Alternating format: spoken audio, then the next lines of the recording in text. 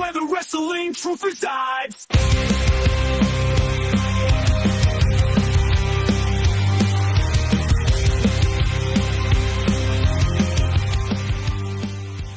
And this one's been making the rounds with Allie Katch.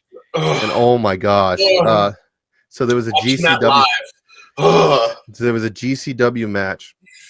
I don't know who her opponent was. It was Effie. Effie? Yes, Effie is a phenomenal worker. They were. This was the end. This match was supposed to be the ending of a elongated feud that they were doing. Well, it's definitely an end. And it was at a very abrupt end. Yeah, it was abrupt end. Spot happened less than 2 minutes into the match. And it was really? Yeah, 2 minutes into the match, and that match was to determine who would face the GCW World Champion Mance Warner in the Effie. And it had to be Effie. And then Effie went on and won the title. It took the title off Mance Warner. So 2 minutes into his number one contenders match, Allie Katch just snaps the leg. I guess he lucked out because he wasn't fucking winded or anything like that. But also during the whole thing of the injury, Mance Warner came out of the blue, grabbed Effie, and put him through an announce table. Just out of the blue. Okay. And it was and the funny part is he didn't know. He knew that we didn't know that it was coming.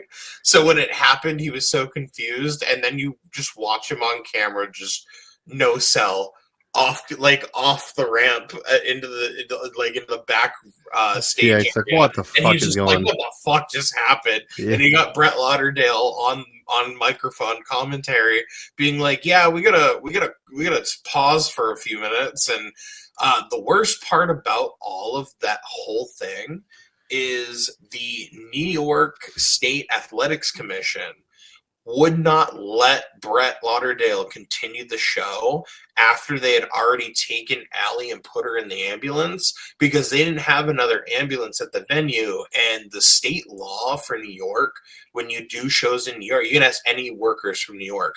If you run a show in New York, you have to abide by all of these athletics commission's rules. And one of them is they always have to have an ambulance on standby. So when they took the one and only ambulance that they rented and went to a local medical facility, they didn't have anything there.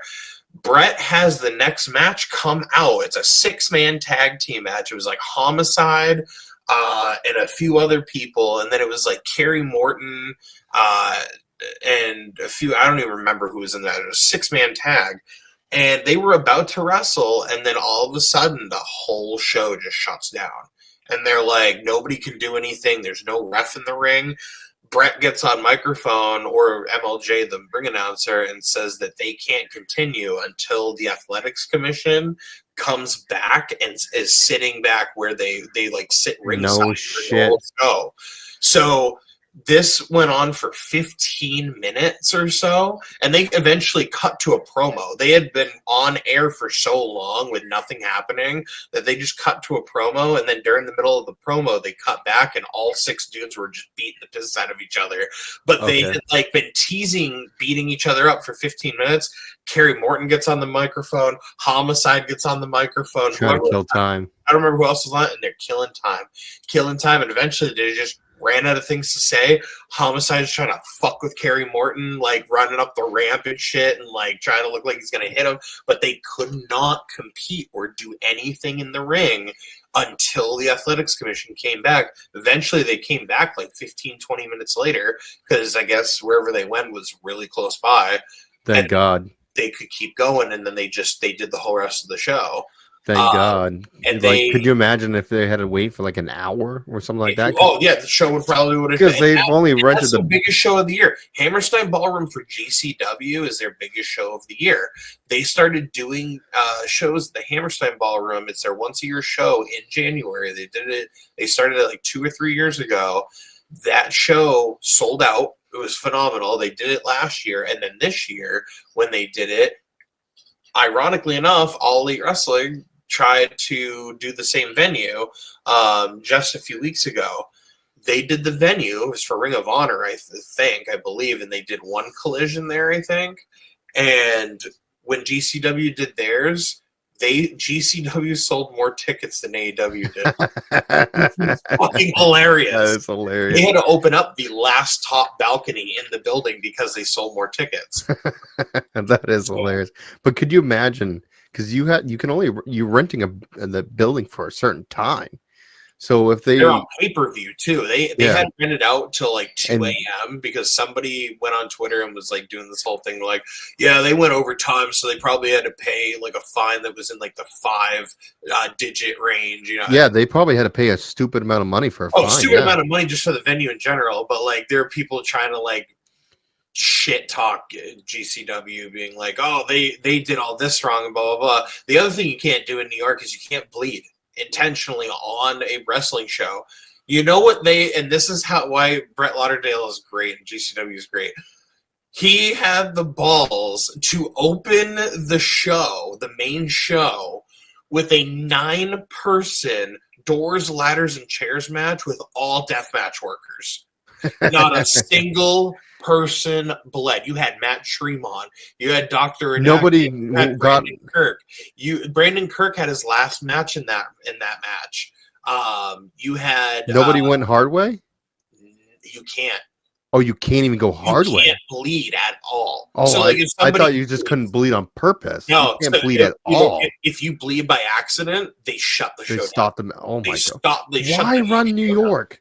Why run in New York? Fuck Nobody that. runs in. There's like a small amount of people. You think New Hampshire's bad? New Hampshire has an athletics commission. Yeah, New Hampshire. Yeah, you have to have a license for New Hampshire. New York, you have to get a license.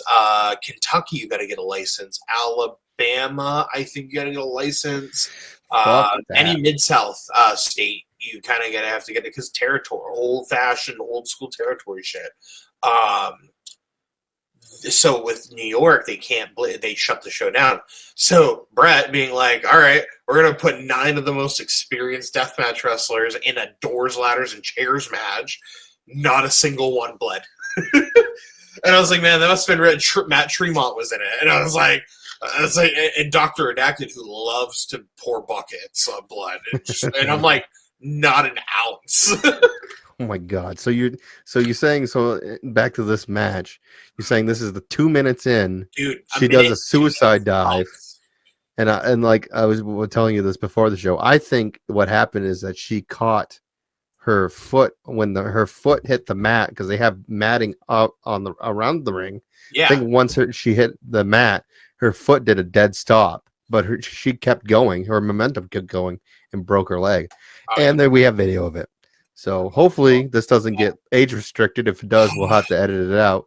Oh God, it's so hard to watch. Yeah, it is hard to watch, but all of our Spotify viewers and listeners are just like, what is it? So she's getting ready for the suicide dive. Oh, it's in slow-mo. That's even worse. No, it's on slow-mo. Oh, no, it looked like it was. Allie Katch, Effie, boom, and takes him down. And her foot is completely facing the opposite direction. Her leg looks like a cooked noodle. Champion. It was bad. I don't know if you can mute the volume. Just so that you can just analyze. Yeah. This. So she's getting ready for the suicide dive. She's on the opposite side of the ring. She dives, and in that dive, from this angle, again, you can't tell. I think her foot stopped on the mat and the outside mat. What it doesn't show her as soon as this happened, she took her arm, she went underneath that guardrail, and the sheer screams that came out of her mouth, the crowd just went to a dead silence. Yeah, you could hear a pin drop in that room along with her screams, because if you watch when she lands, she doesn't realize that anything had happened at this point. She's just holding on. It's when she looks down and she sees it, she is then realizing my leg is broken. Yeah, her leg right underneath broke. That's broke. Still shot. There's your thumbnail. There's your thumbnail for this episode. Yeah, if it doesn't get taken down. Oh my God. Dude, her heel is pointing towards her other heel. Yeah, it's not good. It's not good. Not supposed to bend like that. No, it's not good. So so that happened. I feel terrible about it. However, they launched her a GoFundMe. Shout out to Steph DeLander. She is she works for she used to work for TNA. Steph put out ran the whole fundraiser and everything. And I think let's see if I can click on it. I think. So that's her. She broke her leg in 3 places. 3 places. Okay. This is like, I saw this. I'm like, who posted my wife's photo? Because she did the exact same fucking thing on Thanksgiving. Basically same injury. Is she still recovering? Yeah. Well, technically no, but how the break was, her legs not in constant pain anymore. They had to take one of the plates out because even after when it healed, she was in constant pain. It's like, I don't think I'm supposed to be in constant pain. Like, this sucks. So they took one of the plates out. It's still hurting, but it's all healed, but she can't be on her feet all day, or it's just really bad. But yeah, this is her getting stretchered out. At this point, it was like, even with audio, like, it's just quiet in that venue, because at this point, while this is happening in this video, this is where, like, I think, Mance is in the ring. Mance had either already Mance put Effie through the table already on the other side. He literally came out and he just grabbed Effie and just slammed him through the table, and Effie's just like, what the fuck is happening? I had no idea. This was like that scenario I'm trying to think of, just on the fly type of things. Just this happened to Tournament of Death. Nick Gage. He literally died and came back to life. They literally had John Moxley, Sami Callihan, dudes, back from then coming out and just on the fly, just doing work in the finals of TOD, because it's just, they had to do something so that everyone was, like, crazy worried about what was going on. And, like, you can see, like, if you watch the video after she had fallen, the just pure scream was just, I don't think I've seen. I don't think I've seen that. Like, I haven't found anything of that. It's just on the. You have to watch the actual pay-per-view they probably don't have past the break.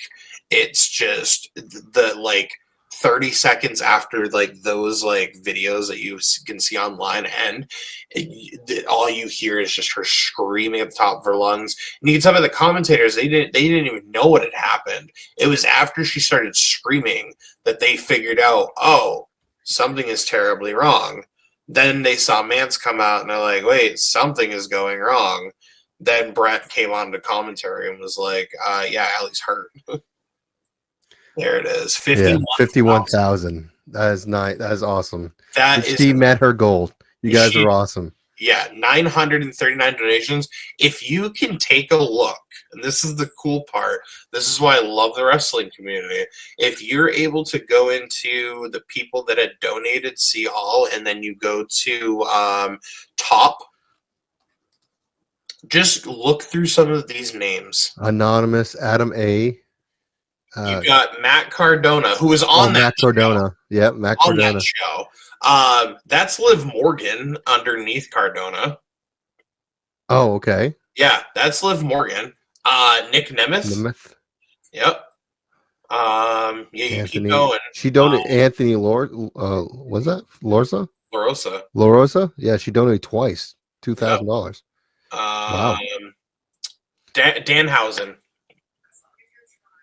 Oh yeah, 500. Yep. Yeah, these guys are all. Britt Baker.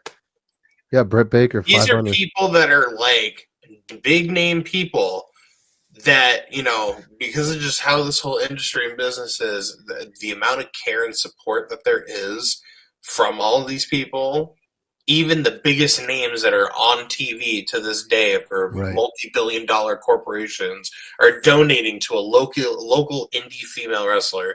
That because, like, that's just how great this business is.